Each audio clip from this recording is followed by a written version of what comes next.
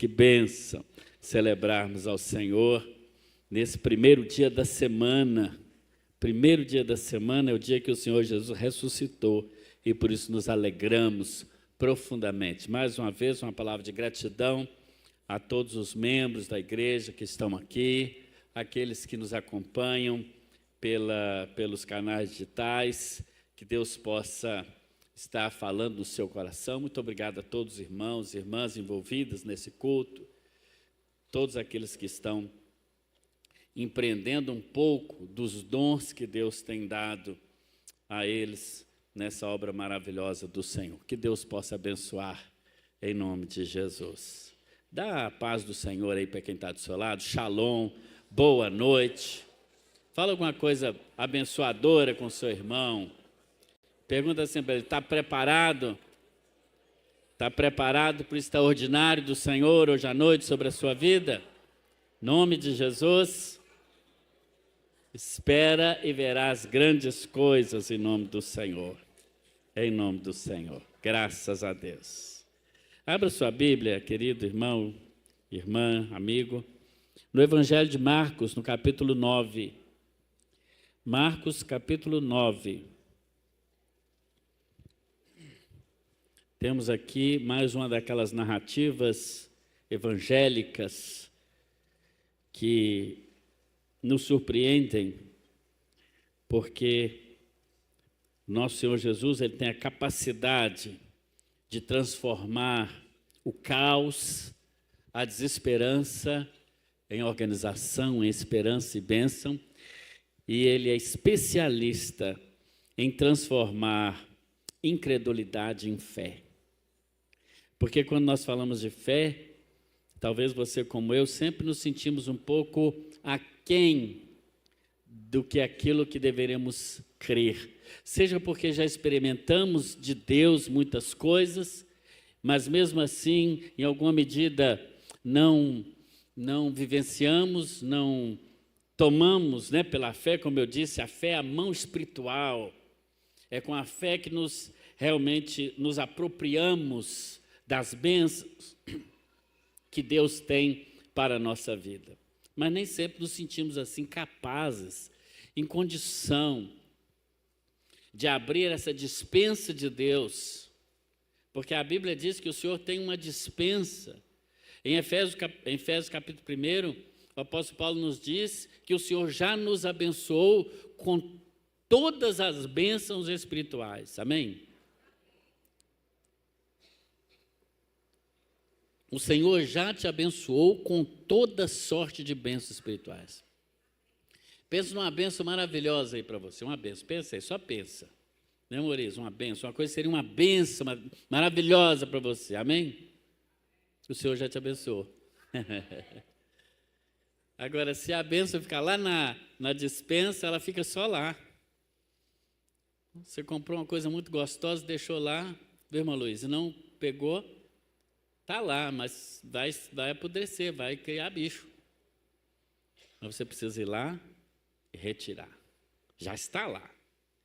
A fé é a nossa mão espiritual que vai lá na despensa de Deus. Marcos capítulo 9, a partir do verso de número 17, lemos assim. E alguém dentre a multidão lhe respondeu: Mestre, eu te trouxe meu filho, que tem um espírito mudo.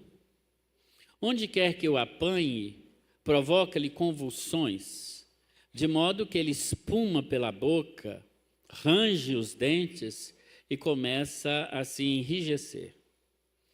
Pedi aos teus discípulos que o expulsassem, mas eles não conseguiram. Jesus lhes respondeu: ó geração incrédula, até quando estarei convosco? Até quando terei de suportar-vos? Trazei-me o menino. Então eles o trouxeram, e ao ver Jesus, o espírito imediatamente provocou-lhe uma convulsão, e o endemoniado, caindo no chão, rolava, espumando pela boca.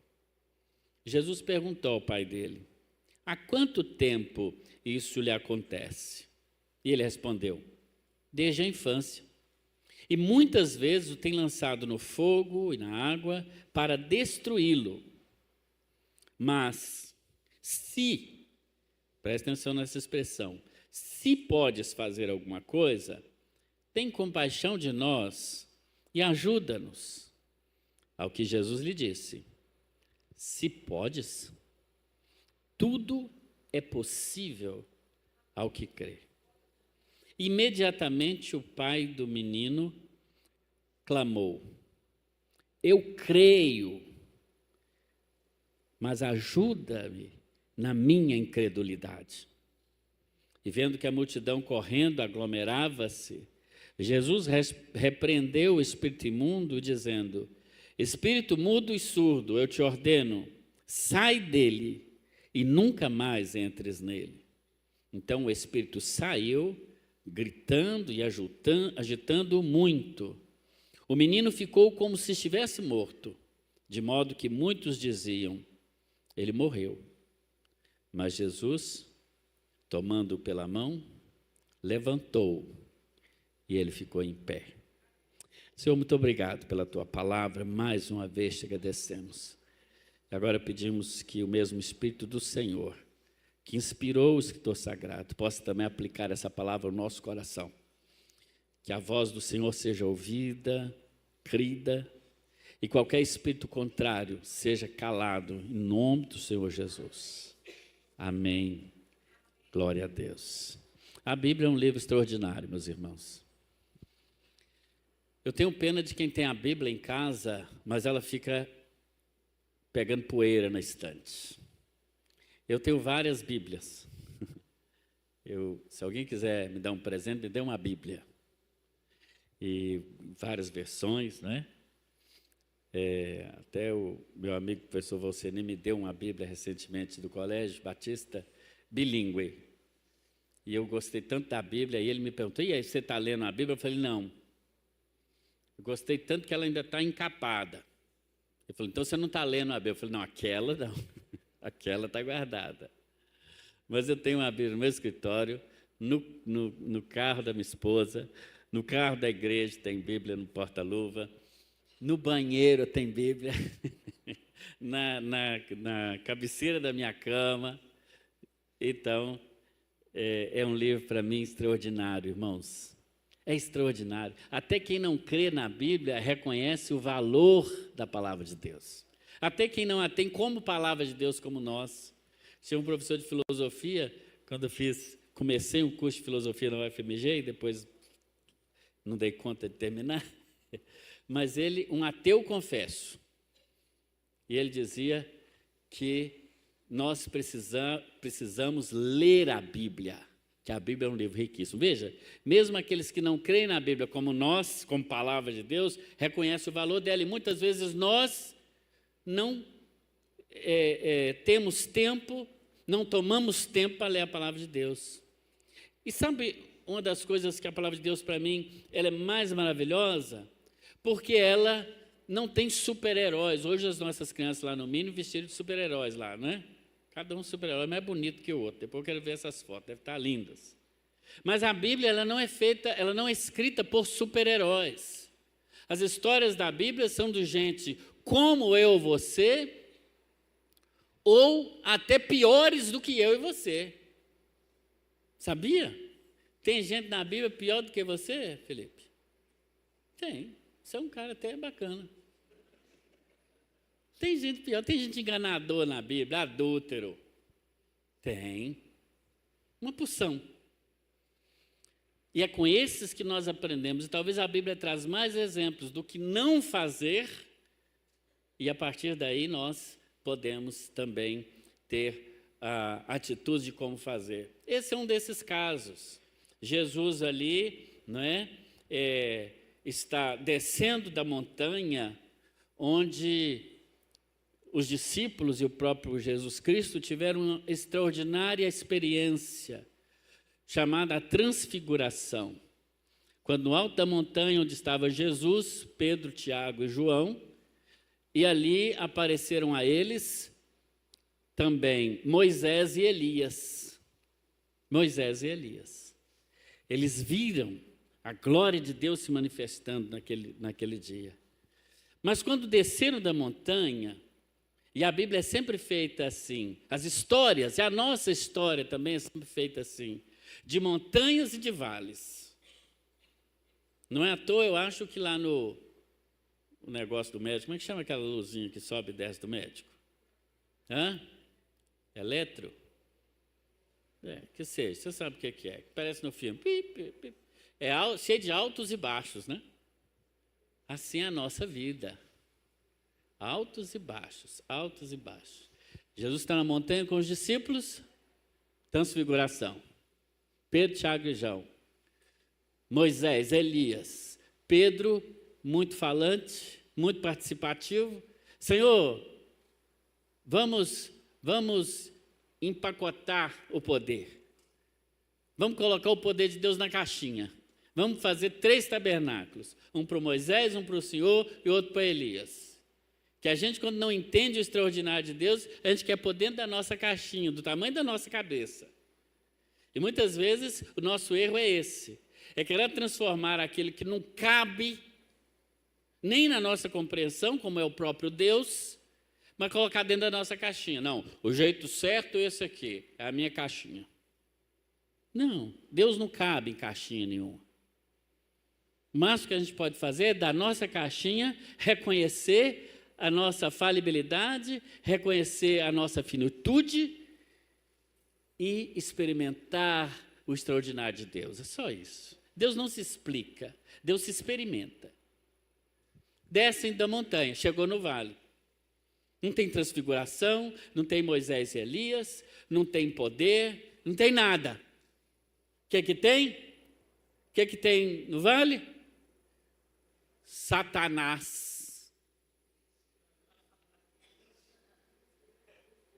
É isso que tem no vale, te esperando quando você descer da montanha. É a luta ali, espiritual. Ela faz parte da nossa vida espiritual. Talvez a gente não tenha consciência dela, mas ela está acontecendo o tempo todo. Não tem como ficar só na montanha. É preciso descer para o vale. E quando descem, não é? Jesus encontra um grupo de pessoas discutindo com os seus discípulos, os outros que ficaram embaixo. 3 subiram com ele, os outros ficaram embaixo. Não sabemos o que é que discutia. Eu sei que Jesus chega e pergunta assim, o que é que vocês estão discutindo aí? Talvez ele discutisse algum assunto teológico, porque tem pessoas que, ao invés de experimentar o poder de Deus, diante da grandeza de Deus, fica querendo botar ele na caixinha de novo. Não, é a minha caixinha é que serve. Não, é a caixinha tal é que serve. E vamos criando caixinhas por aí, para tentar aprisionar o poder de Deus, regular o poder de Deus e achar que nós dominamos o poder de Deus. Talvez ele estivesse discutindo, por exemplo, se existia possessão demoníaca. Talvez essa fosse a discussão, não sei. Pelo contexto, talvez fosse isso. Será que acontece, não acontece? Jesus pergunta assim, e o que vocês estão discutindo aí, gente? Conta para mim, como se ele não soubesse. Mas nesse meio, alguém fura a agenda de Jesus. Um pai, agoniado, por causa de seu filho, interrompe. Ele não responde o que eles estão discutindo ali, porque para o pai, diante da urgência dele, não tem nada mais importante do que resolver o problema que o seu filho vinha vivenciando desde a infância, e que ele não tinha mais como resolver. Ele já estava cansado, talvez tivesse levado aquele menino, em algumas traduções da Bíblia, o título, né, que aparece é a cura do jovem epilético. Mas não era epilepsia aquilo, porque epilepsia é uma doença de ordem neural. O que aquele menino estava cometido era uma possessão demoníaca, que é de outra ordem, é de ordem espiritual. Talvez a minha tradução aqui, que eu acho que é Almeida século XXI, isso traz o menino que tinha convulsões, melhor. Ou menos mal, né? Porque na verdade não era só isso que ele tinha. Mas aquele pai já cansado, ele interrompe, ele não tem tempo para discussões teológicas. Ele não tem tempo para saber, não sei o que os discípulos discutiam, se era sobre o que os teólogos hoje estão discutindo, né? Porque o povo perde tempo hoje discutindo besteirada. Desculpa. Eu sou teólogo, sou professor de teologia.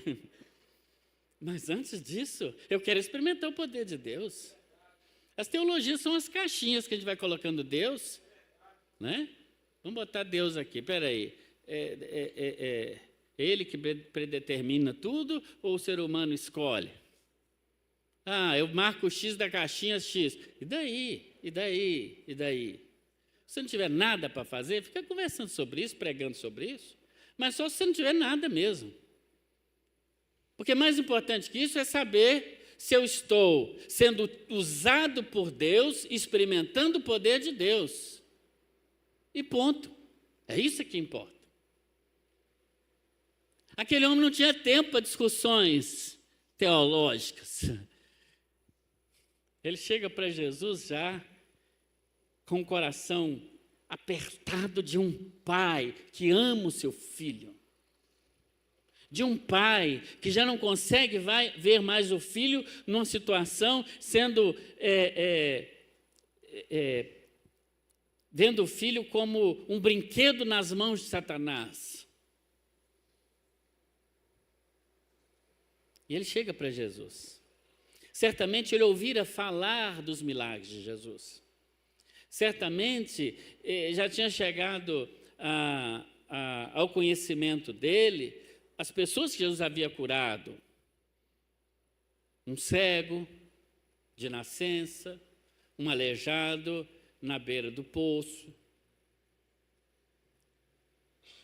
um paralítico que foi descido pelo telhado e Jesus curou aquele homem, tanto espiritual, quanto emocional, quanto fisicamente.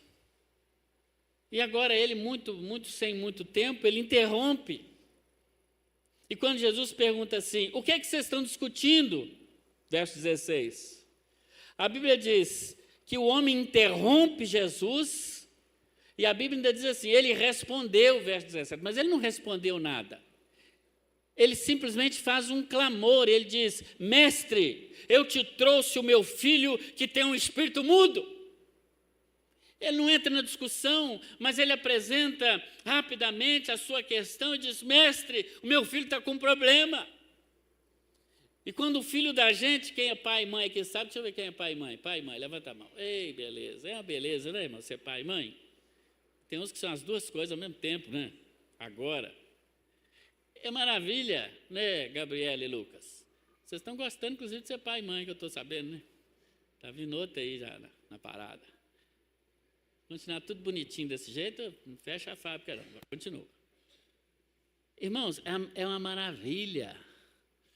No filho, quando a gente olha para o filho, né, para a filha, a gente sente a continuidade da gente. Que maravilha!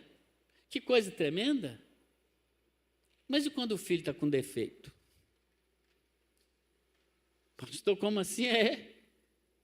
Quando o filho vem com defeito, a gente se sente culpado. E aquele menino tinha um problema. E ele já não sabia mais a quem recorrer, mas Jesus sempre nos ajuda, irmãos, até na incredulidade. Talvez se eu perguntar, no início nós falamos sobre a fé que move montanhas, você pode ter pensado assim, mas eu não tenho essa fé. Como aquele menino, né, que ouviu na escola bíblica dominical, viu, pastor João Penseu, que a fé movia montanhas. E ele morava num lugar onde tinha uma montanha parecida com o Ibituruna e do outro lado tinha uma paisagem muito bonita, o mar, etc. E ele começou a orar então para Deus tirar aquela montanha, para ele poder ver o mar. Orou o primeiro dia, o segundo, o terceiro. E depois voltou. E aí a professora perguntou, e aí, como é que aconteceu? Você orou, orei, mas e a montanha? Está lá do mesmo jeito. Eu sabia que ela não ia sair mesmo. E às vezes a gente sente assim. Eu estou orando, e a gente às vezes sente que a nossa fé é tão pequena que já pede ao outro já para orar, sabe? Aquele mais consagrado, que ele fala assim, ele tem mais cartaz lá com Deus, né? Falei, ora para mim. Se o irmão fulano orar, coisa acontece. Vamos naquela irmã lá orar, porque ali a coisa desenrola. A gente terceiriza a oração, né? Não, o homem, mesmo sem ter aquela fé que ele pensava que tivesse, ele chega para Jesus e diz: Senhor, Senhor, eu te trouxe o meu filho. Está aqui. Jesus ajuda até na incredulidade. Ele ajuda quando nós chegamos no limite. Quando nós não aguentamos mais, Ele nos ajuda. Quando nós não aguentamos mais ficar escondido no meio da multidão, Ele sai da multidão e interrompe aquela discussão teológica, ou de costume, ou de política, não sabemos o que eles discutiam, mas Ele interrompe e diz: esse não é o maior problema. O problema é que tem um menino aqui, e ele precisa de libertação. Mesmo sem motivos para crer, ele tem coragem para se expor no meio da multidão. Ele tem coragem para reconhecer que havia um problema grave ali que precisava de uma solução. Por isso, a primeira qualidade ou a primeira atitude que precisamos ter diante de Jesus é sair da multidão. Porque a multidão, estar escondido na multidão é um perigo.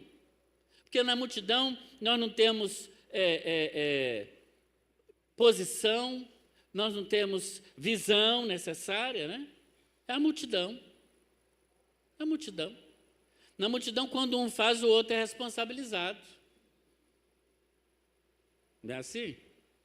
Esse assunto lá do 8 de janeiro, os irmãos acompanham aí, né? Sem entrar no mérito jurídico, mesmo porque eu não tenho conhecimento para isso, mas aquelas pessoas estão sendo acusadas porque estavam numa multidão. Ah, não foi eu que quebrei, mas você estava junto. Estava junto, está junto. Está junto. A nossa avó dizia já: me diga, como é que é? Me diga, direi quem é esse. Está no meio da turba, da mulher. Ah, mas eu fiquei ali, bobo que você é, ficar no meio do negócio. Agora fica lá. Sem entrar no mérito, tá? Porque na multidão, nós não somos vistos individualmente. Mas quando nós irrompemos, nós falamos: eu vou sair desse meu lugar de conforto. Eu preciso sair desse meu lugar de conforto que eu estou, fazendo o que todo mundo faz. E se você fizer o que todo mundo faz, você vai receber o que todo mundo recebe. Mas se você sair, se apresentar e dizer: eu estou aqui com um problema, Jesus, olha para mim, Ele vai olhar para você e você vai se destacar, de uma maneira ou de outra. Lembra de Zaqueu? Meio da multidão, pequenininho, querendo ver Jesus. Eu quero, ele disse. Subiu na figueira. Ele não queria aparecer, né?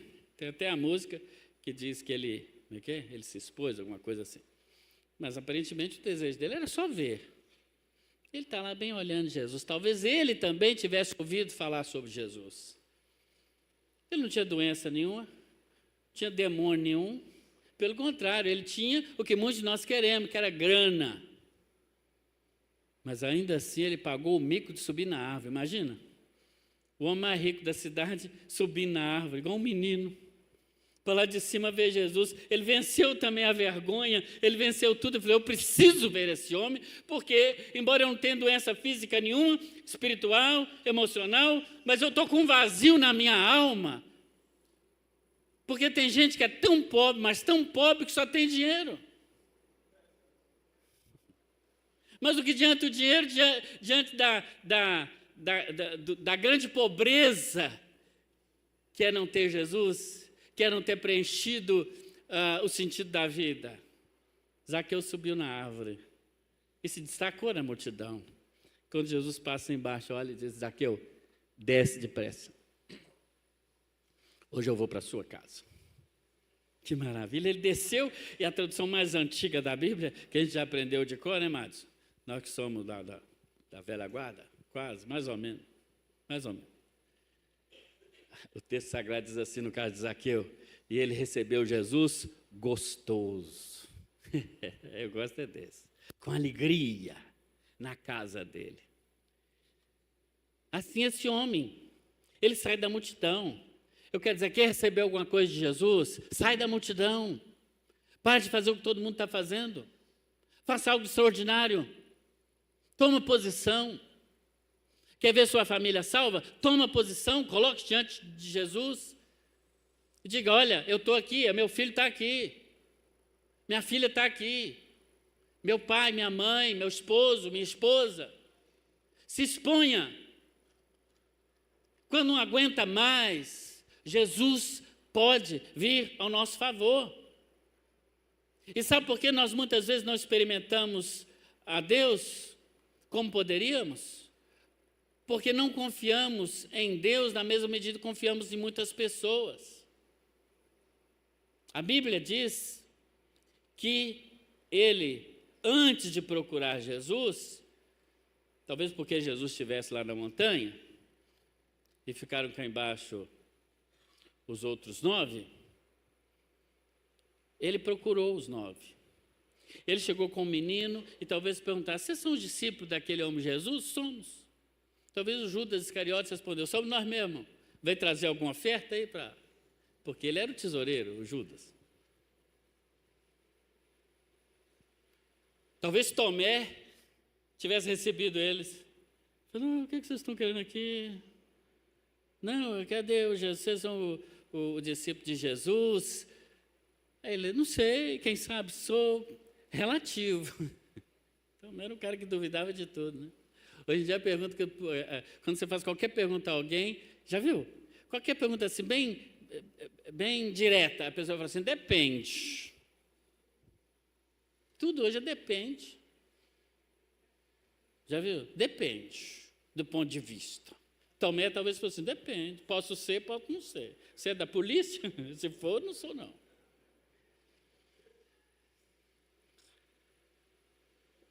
E quando Jesus desce, alguém diz, aquele é o Jesus, olha lá ele. Ele faz, Senhor, eu estou aqui com meu filho, ele tem um espírito aqui nele, um negócio esquisito, que joga ele no fogo. Se tiver água, ele joga ele na água. Eu estou passando apertado, eu não tenho sossego. Ele diz assim, e eu já pedi os seus discípulos para resolver, mas eles não resolveram nada. Não resolveram nada. Jesus nos ajuda, e muitas vezes nós não somos ajudados porque nós confiamos mais nos homens, nas pessoas, e olhem, os homens, as pessoas humanas falham. Elas falham. Jesus afirma no verso 29, quando eles perguntam, né, quando estão sozinhos, eles perguntam assim para Jesus, Senhor, por que nós não conseguimos expulsar aquele demônio? Verso 28. Depois sozinho em casa. E Jesus responde o motivo, verso 29, porque essa espécie, né, na tradução mais antiga, diz essa casta, não sai a não ser pela oração e pelo jejum. Jesus diz aos discípulos, vocês não estavam preparados. Vocês ficaram aqui embaixo no vale e descuidaram. Não sei o que estava chamando a atenção de vocês aqui mais. Não sei por onde vocês foram enquanto nós estávamos lá na montanha, na transfiguração. Eu sei que alguma coisa tirou a atenção de vocês. Tirou o foco. E vocês estavam despreparados. Muitas vezes nós não recebemos aquele de Deus porque nós estamos confiando em pessoas. Conhece o crente 6 horas? Aquele que fala assim, vai ter reunião de oração? 6 horas lá para mim? 6 horas? É. Interessante. Como é que as reuniões mais vazias de tudo quanto é igreja é a de oração? Pode ir. Tudo bem que às vezes o horário, etc. Mas, e de certa maneira, isso mostra a nossa prática no particular. Eles não estavam preparados porque não estavam no foco correto, não gastavam tempo com oração, estavam preocupados com outras coisas. Com o que nós estamos nos ocupando? Que não estamos experimentando o milagre de Deus sobre a nossa vida? Estamos terceirizando o milagre? Estamos querendo que o outro se consagre por mim? Aí eu conheço uma irmã que faz muito jejum e orações, vou lá pedir ela para orar. Glória a Deus na vida dela, mas e você, cara pálida? Você vai ficar terceirizando a vida espiritual? Mas Jesus nos ajuda. Jesus nos ajuda também a suportar o tempo de sofrimento. Veja o verso 21, disse que imagino que era um jovem já nessa idade, talvez de seus 17, 18 anos, mas Jesus pergunta assim, olha as perguntas que Jesus faz, né? Ele sabia, ele é onisciente, ele sabe todas as coisas, mas ele pergunta para o pai, há quanto tempo isso acontece, pai? Jesus não tinha dúvida, Jesus sabia quanto tempo acontecia, mas ele queria saber se aquele pai tinha marcado na história dele quanto tempo. E o homem diz, olha, desde que ele é criança, desde a infância.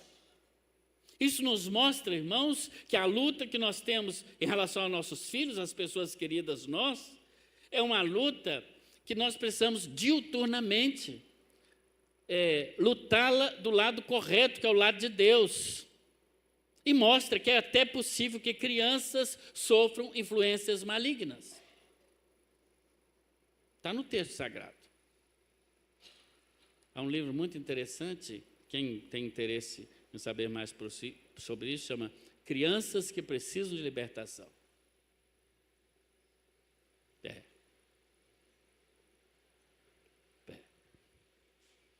Certa vez, quando o João, meu filho, era bem pequenininho, cadê o João? Falar nisso. O João está faltando do culto. Hoje de manhã eu não te vi aqui, não. Tá aí, irmão Jesse? Fica de olho nele aí. Faltou do culto hoje. Você sabe onde ele estava, Edgar? Estava com você, né? Pois é. E onde é que você estava mesmo? Porque hoje de manhã é dia de culto aqui na igreja. Jaguar o quê? Pregando? Então está perdoado, glória a Deus. E ele pequenininho, dormia, tinha o nosso quarto, o quartozinho dele era de frente para o nosso, assim. E ele começou a chorar, e eu fui lá. E ele estava encostado assim no canto da cama, e quando eu entrei, eu falei, o que foi, meu filho? Primeiro que eu entrei no quarto e senti já um arrepio no meu corpo inteiro. O que foi, meu filho? Ele com o olho fixo na porta, a porta entreaberta. Ele diz, olha lá, ele está lá, ó. Eu disse, quem, meu filho? O lobo. O lobo, parecendo um chapeuzinho vermelho. O que é, meu filho, que está lá? O lobo, pai, lá, ele está olhando para mim. Aí eu que fiquei com medo.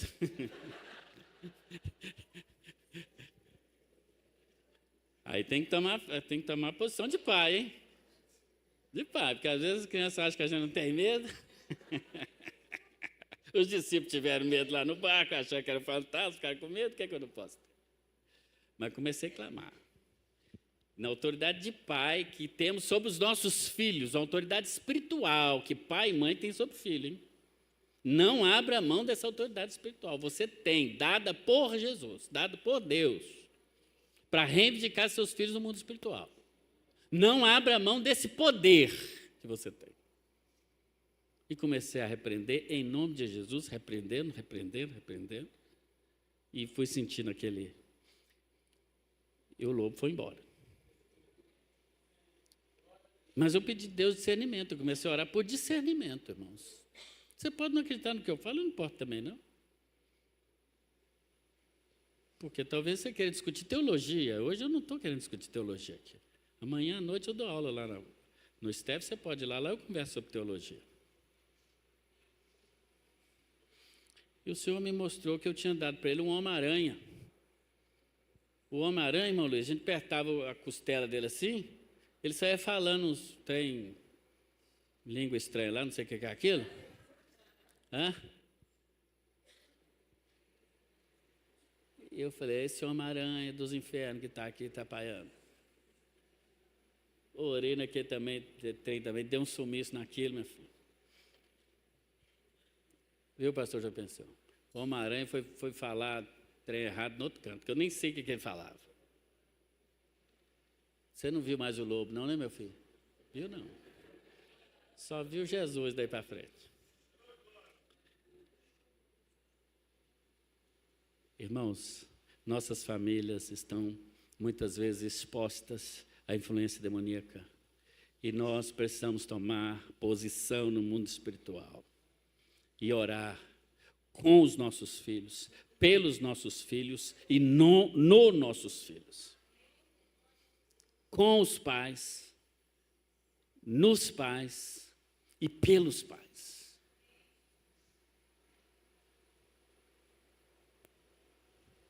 A palavra de Deus diz: resisti ao diabo e ele fugirá. Ainda que nós não tenhamos a fé suficiente, ainda que não tenhamos. Porque o pai, quando apresenta o problema para Jesus, como os discípulos tinham falhado, olha o que ele diz: se tu podes fazer alguma coisa, vai falando com Jesus, se tu podes. Se, essa partícula, ela dá a ideia de dúvida, e não de certeza. É como se ele dissesse: se o senhor puder, não puder, vamos tocar nesse barco.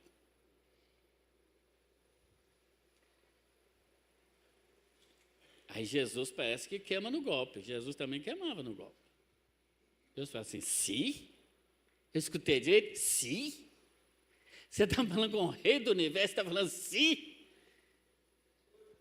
E devolve para ele o se. Jesus devolve para ele. E fala assim: se você pode crer. Aí é que está a questão.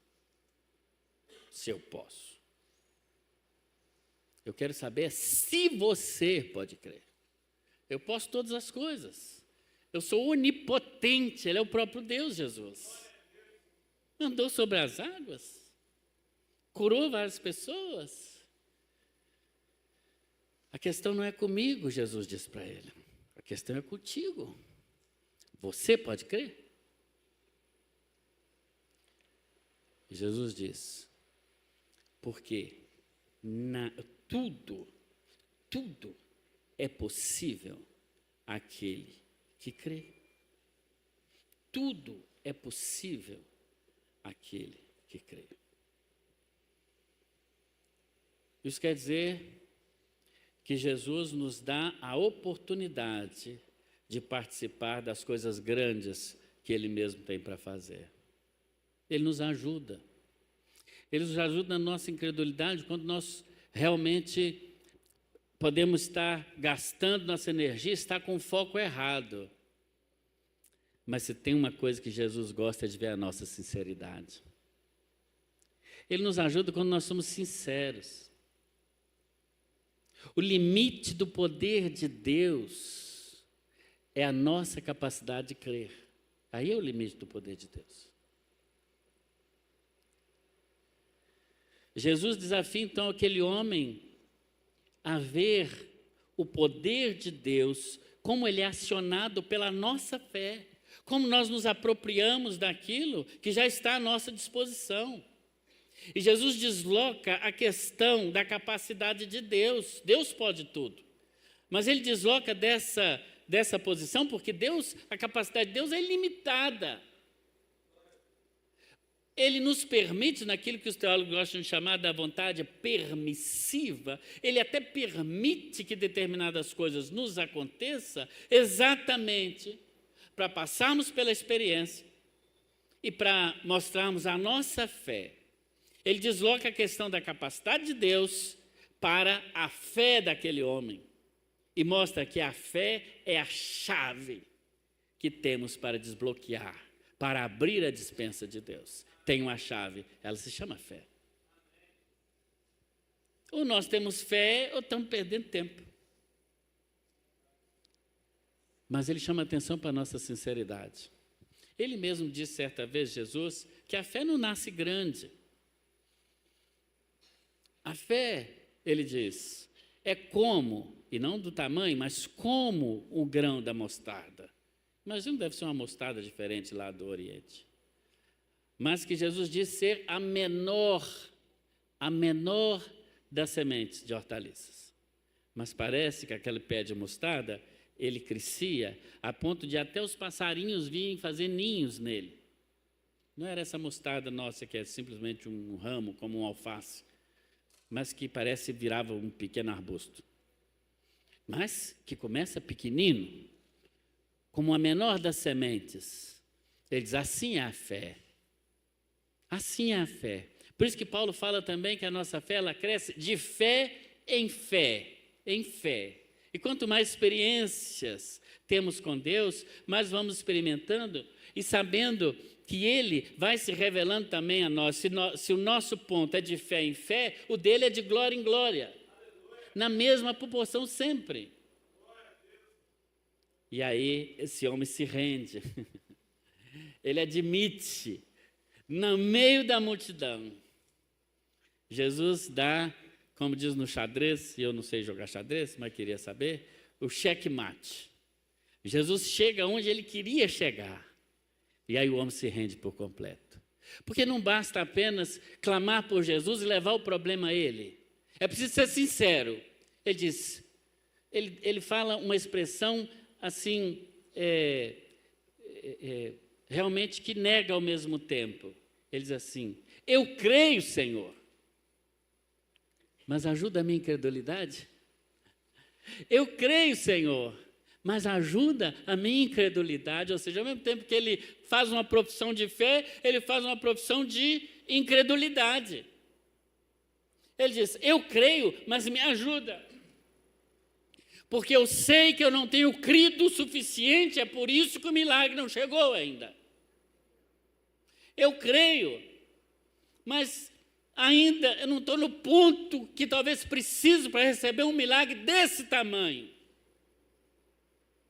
Mas até nisso ele diz, eu peço que o Senhor me ajude, porque até a fé é um dom de Deus. Até a fé é um dom de Deus. Até a fé é o Espírito Santo que coloca no nosso coração. Porque tudo começa em Deus e tudo termina em Deus. Passa por nós, mas começa e termina nele. A vontade de nos salvar, o projeto de salvação, a obra da salvação, a consumação dessa obra, nasce dele e termina nele. Porque ele é o alfa, o ômega, o primeiro e o último. Mas espera de nós uma ação, ainda que não seja da fé, do tamanho que ela precisa ser para acionar um milagre tão grande. Mas nós precisamos nos render a Ele e dizer, Senhor, eu creio em Ti, mas eu sei que não creio o suficiente, por isso, ajuda a minha falta de fé. A incredulidade entregue a Jesus como um pedido de auxílio já é em si mesma uma afirmação de fé. Aqueles hinos antigos que falavam tanto dessas coisas maravilhosas, os de hoje também falam. Não há muralha, também fala. Mas tem aqueles antigos que ficam na mente da gente, né? Na mente da gente. Os 160 do cantor cristão, que o povo nem sabe se é de comer ou de passar no cabelo, mas existe um negócio chamado cantor cristão. Ele vê o coração e responde à petição. Sua fé, Jesus contemplará. Sim, o que Jesus promete, ele vê o coração e responde à petição. Sua fé, Jesus contemplará. Ainda que ela seja pequena, mas ele olha para o seu coração, ele responde à sua petição e ele cura o menino. Jesus responde com ação para o incrédulo, mas com advertência para os discípulos. Em primeiro lugar, ele faz o que nós poderíamos chamar de um acolhimento da incredulidade do pai. Como assim, Senhor? Se o que o pai tem para ele é a incredulidade, até isso Jesus acolhe. É um pouquinho de fé só? Traz. É só 2 pãozinhos, 5 pãezinhos, 2 peixes. Traz. É só um restinho de farinha, um pouquinho de azeite. Traz. É isso que tem? Bom, não dá não. Mas dá para fazer. Então, vamos fazer um bolinhozinho aqui. Vamos fazer. Vamos multiplicar um azeitezinho aqui. Vamos alimentar uns 5 mil aqui, talvez. Uns 5 mil, quem sabe até sobra alguma coisa. Dá para fazer. O que você tem? Eu estou me referindo à fé. que é que você tem? Ah, pastor, eu estou assim, meio assado. Esse PGM meu, não sei, não estou com muita fé. Mas tem um pouquinhozinho. Ah, não está vindo nenhum visitante, eu chamo. Mas tem um restinhozinho aí, dá para... Ficou uma coisinha. Ah, meu filho, pastor, não sei, está assim, está assado, está para lá, está para cá. Olha o seu coração, olha dentro de você. Tem ainda um restinho de fé que dá para você colocar na mão de Jesus? Sim ou não? Então deixa com Ele. E reconhece e diz, Senhor, eu estou meio falho mesmo, Senhor. Não estou orando direito. O negócio da leitura da Bíblia aqui, o negócio está empoeirando lá mesmo. Aqui, Senhor, mas me ajuda na incredulidade. Jesus vai reclamar, Jesus reclama também. Ele fala, cambada. Essa é a nova tradução na linguagem do Hélio. Cambada. Na sua Bíblia está assim, geração incrédula, até quanto eu vou suportar vocês? Ele fala assim. Até quanto? Agora eu que já estou perdendo a paciência. Ele vai dar uma reprimenda em você, porque você não está lendo a Bíblia, você tem que ler. Você não está orando, ele vai dar uma reprimenda. Aqui, mas olha aqui para mim. Ele é igual mãe e pai, já viu mãe? Mãe sempre reclama. Né? Sempre reclama. Menino, não sei o quê, não vou fazer mais nada nessa casa, não sei o quê. Aí uma hora já está fazendo tudo de novo. Vocês vão ver quando eu morrer, não sei o quê. Não vai morrer, vai viver muito ainda. Jesus dá um assim com a gente, ele é pai, ele também. Geração incrédula, até quando eu vou suportar vocês, geração incrédula? Vem cá, menino, vamos dar um rolê. Espírito mudo e surdo, sai desse menino. O menino fica lá como morto. O povo fala, morreu, o menino morreu. A Bíblia diz, ele estava quase morto. Gente, tem uma porção de gente quase morta. Vocês estão pensando que Deus está trazendo isso para nós? Quase morto. Não pode quase morto. Tem que estar vivo. Quase morto é aquele que está lá e nem cá, sabe como? Ainda está sob a ação do espírito maligno na vida dele. Jesus vai lá e fala, vem cá. Está morto não, quer ver? Menino, vem cá. Então está descansando um pouquinho, que ele agitou bastante. O menino fica em pé. Fica em pé. Então Jesus responde com ação, mesmo a sua incredulidade. Você crê nisso, amém? Ele responde com ação. Ele quer responder hoje aqui. Hoje.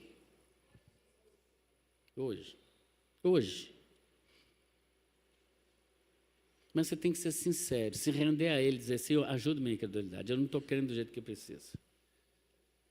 Aqui, esse povo aqui dessa igreja aqui, esse povo aqui não é todo mundo crente, não.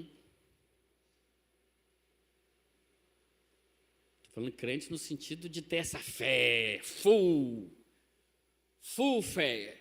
Não. Que é mais ou menos fé. Começar de mim. Está bonito, não. Então, se você também nesse naipe, vem para cá, aqui nós vamos ter. Entendeu? Mas,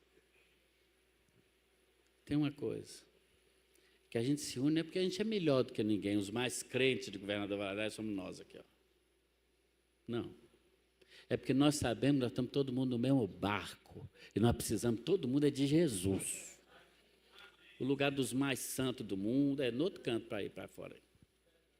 Aqui é aqueles que sabem que não estão ainda no ponto. Mas nós estamos caminhando para lá. Um vai ajudando o outro, um vai aprendendo com o outro. Você está entendendo? É assim que funciona. Então, quando você se rende a Jesus, é isso que eu estou dizendo, é você reconhecer como nós reconhecemos que nós ainda não chegamos lá no ponto, por isso nós precisamos muito de Jesus, precisamos muito de igreja, precisamos muito de CPGM, precisamos muito de escola bíblica, precisamos muito dessas coisas, porque nós precisamos nos encher, aprender de Deus, aprender com o irmão, chamar o outro para a caminhada e falar, caminha comigo.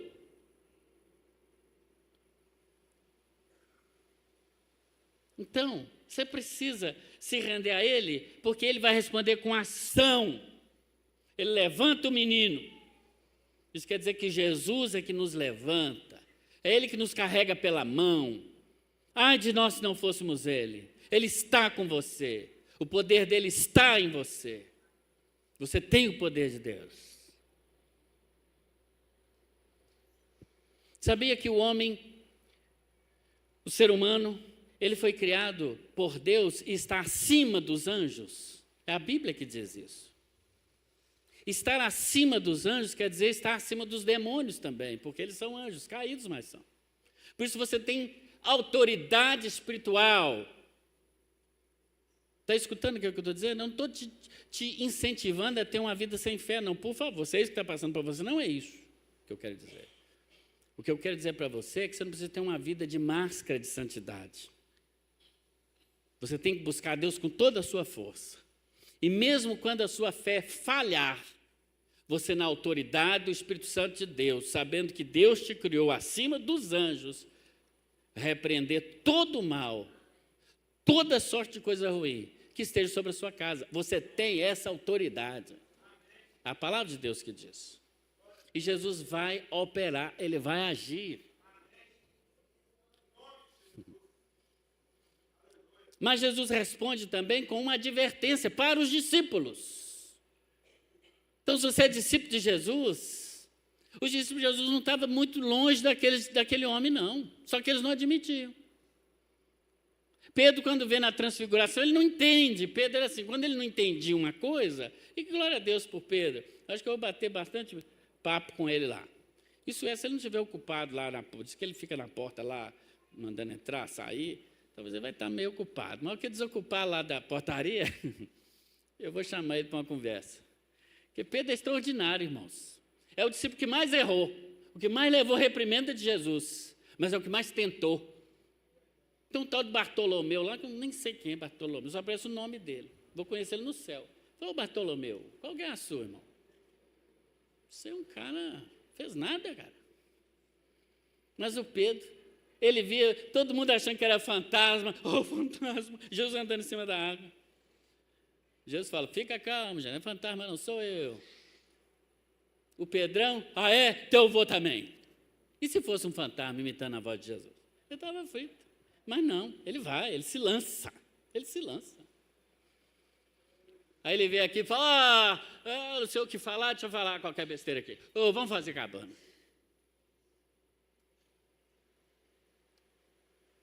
Sabia o que dizer? Os discípulos não estavam melhor do que aquele pai, mas eles não se expõem. Eles viam todo mundo falar assim, Jesus, também ajuda nós, porque nós tentamos expulsar esse demônio e não conseguimos.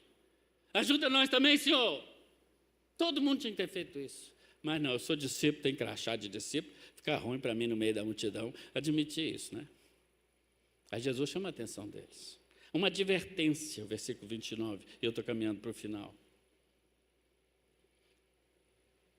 28 e 29. Quando entrou em casa, os seus discípulos lhe perguntaram, em particular, vem cá, Jesus, aqui só para nós, para não perder a autoridade aqui perante o povo, por que nós tentamos tirar esse demônio e não conseguimos, Jesus? O Senhor não ensinou nós essa parte aí, não, no nosso seminário, não. Qual que é o segredo? Jesus diz assim, essa espécie, essa casta, não sai, a não ser pela oração e pelo jejum. Talvez você está pensando aí com a cabeça teológica, né? Alguns irmãos vão dizer assim, de uma certa linha cristã evangélica, vão dizer assim, Jesus está dizendo aqui que o poder está no jejum, está vendo? Você não jejua, por isso você não tem poder. O poder está no jejum. Tem que fazer abstinência de água e de comida. Senão, não é isso que Jesus está falando, não. Outros de uma outra linha vão dizer assim, não há razão para jejuar hoje, né? O poder não está na mecânica humana. Aliás, não sei se você percebeu na sua Bíblia, na maioria delas tem, a expressão e jejum está entre colchetes. Está aí na sua Bíblia, entre colchetes? Isso quer dizer que na maioria dos manuscritos mais antigos que tem esse texto, na maioria deles não aparece a expressão e jejum. Talvez até está explicando na sua Bíblia, né? Na minha está dizendo assim, alguns manuscritos não trazem a expressão e jejum. Então terminaria assim, essa espécie não sai a não ser pela oração. Aí os mais tradicionais vão dizer assim, não, está vendo? Não, esse aqui nem tem aqui, nem devia estar aqui, não sei por que está. Outros vão dizer assim, não, está vendo? É o rito que tem poder. Como a água benta, o não sei o quê. Então é o rito. Se você jejuar, automaticamente você está cheio de poder. Também não é isso que o texto está querendo dizer.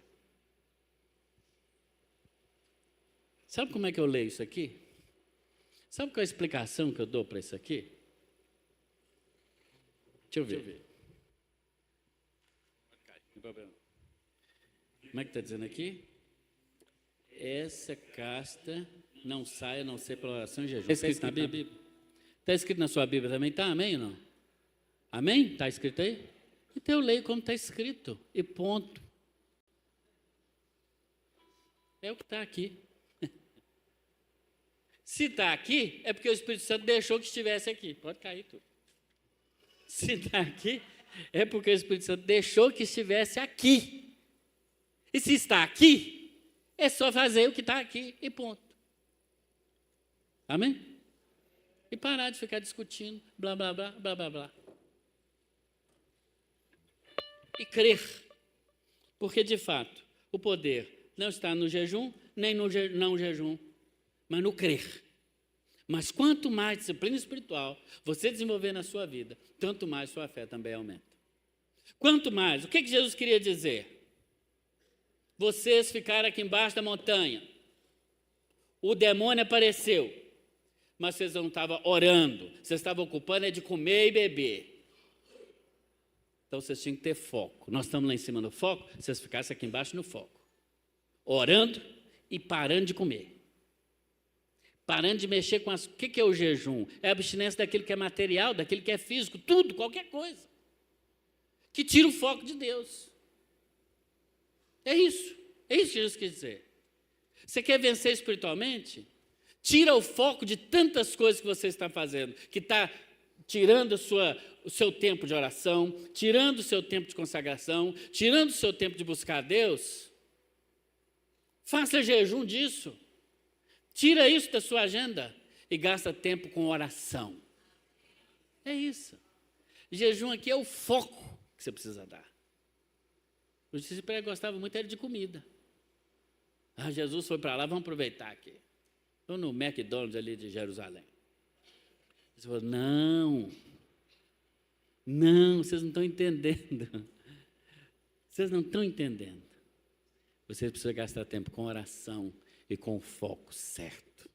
Gasta tempo no foco certo, que vocês vão ter poder. É isso que está escrito aqui. E é assim que eu leio. Não tem outra maneira. Não está no rito, não está no mecânico, mas está na fé, em nome de Jesus. Eu queria que você baixasse a sua cabeça agora. Em nome de Jesus. Vocês, no início do culto, levantaram e disseram que precisava de um milagre, que uma muralha caísse. Essa história que a Bíblia nos traz, ela nos faz ver que a questão não está em Deus, a questão está em nós. Quanto temos crido? Quanto temos crido? Talvez você já experimentou tantas coisas lindas de Deus, como os discípulos experimentaram a transfiguração, mas você precisa de foco, colocar foco na sua vida, colocar foco em Deus. Você está tão ocupado com tantas coisas, como Marta, lá amiga de Jesus, Ocupado com comida, ocupado com isso, ocupado com trabalho, ocupado com o celular, ocupado com não sei o quê. E como é que você vai experimentar coisas grandes de Deus na sua vida? Como? O Senhor te ajuda na incredulidade. Portanto, esse é o momento de você dizer: Senhor, eu reconheço que não tenho recebido, porque a minha fé tem vacilado. Mas eu te peço, me ajuda. Ajuda a minha incredulidade. Eu preciso desse milagre. Eu preciso que o Senhor atue em meu favor. Eu preciso deixar de lado tudo distração. Eu quero fazer um compromisso contigo agora. Então você entrou aqui hoje pela primeira vez ou por outra vez. Talvez você não está experimentando coisas grandes de Deus. E hoje você descobriu que a sua falta de foco, a sua falta de fé. Você precisa dar tempo e dar importância às coisas espirituais na sua vida. Talvez você quer tomar essa decisão agora. Diz assim: eu quero dar o foco necessário. E eu quero, em nome de Jesus agora, realmente ocupar minha mente, ocupar o espaço da minha vida com coisas de Deus. Quer fazer isso? Fique em pé onde você está, que eu quero orar por você. Em nome de Jesus. Em nome de Jesus. Olha, eu quero dar o foco certo na minha vida. Glória a Deus. Eu quero dar o foco certo na minha vida. Talvez eu estou tão desfocado. Eu quero dar o foco certo. Eu quero ter a fé, glória a Deus, lá na galeria também. Qualquer pessoa pode ficar em pé. Então você está entendendo que a sua vida está tão gasta com você mesmo. Você tem gastado tanto olhando para si, por isso não consegue, fica assim correndo como se estivesse correndo numa caixa de areia, sabe? Não sai do lugar, não sai do lugar, não sai do lugar. O Senhor está te chamando para ter foco com Ele, dizendo: olha aqui para mim, vamos ter foco. Então você está dizendo: Senhor, a minha fé ainda não está do jeito que precisa, eu sei que isso pode estar impedindo o milagre de chegar, mas ajuda a minha incredulidade, aumenta a minha fé. O pouquinho que eu tenho está aqui diante do Senhor, é um pouquinho de azeite só, mas está aqui, faz Ele multiplicar e faz Ele abençoar outras pessoas ainda mais. Se levanta, faça como Zaqueu, faça como esse pai que não quis entrar em discussão teológica, que teologia que está certo, que ideologia, que posição está certa. Ele diz: olha, eu tenho um problema, eu preciso que o Senhor intervenha agora. Esse é o tempo de Deus para a sua vida. Você tem um problema, Jesus tem a solução para ele, em nome de Jesus.